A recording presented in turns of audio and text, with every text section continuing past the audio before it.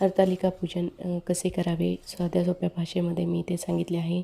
प्रथमतः आपल्याला गणपतीची पूजा मांडणी करून घ्यायची आहे. गणपतीवर अभिषेक करून आपल्याला गणपतीची स्थापना करायची आहे. त्यानंतर शिवपिंड तयार करून 4 साळुंका तयार करायच्या आहे. माता पार्वती आणि सखी यांची देखील मांडणी करायची आहे. ही मांडणी केल्यानंतर आपल्याला पंचोपचार गणपतीची पंचोपचार पूजा झाल्यानंतर आपल्याला शिवलिंगाची पूजा करायची आहे. त्यानंतर माता पार्वतीची देखील पूजा करायची आहे. शिवलिंगाच्या पूजेला आपण रुद्राध्याय म्हणू शकतो. त्याचप्रमाणे किंवा जर येत नसेल तर ओम नमः शिवाय ओम नमः शिवाय म्हणून आपण फुलाने पाणी शिंपडू शकतो. अशा प्रकारे प्राणप्रतिष्ठा शिवलिंगामध्ये आणून आपल्याला ते माता पार्वतीची आणि सखीची देखील पूजा करायची आहे.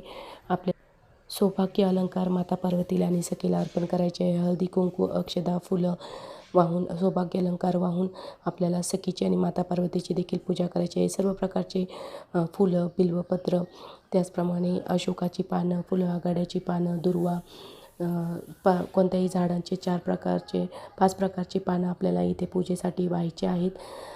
मिळेल तेवढे पानं आपण अशा प्रकारे संपूर्ण पूजा करून आपल्याला आरती म्हणून घ्यायची आहे. कथा वाचायची आहे आणि नंतर दुसऱ्या दिवशी पूजेची सांगता करायची आहे. पूजेला दही भाताचं नैवेद्य दाखवून दुसऱ्या दिवशी सांगता करून आदल्या दिवशी पूर्ण उपवास करून दुसऱ्या दिवशी या पूजेची सांगता होत असते. व्हिडिओ आवडल्यास लाईक करा, शेअर करा, सबस्क्राईब करा. श्री स्वामी समर्थ.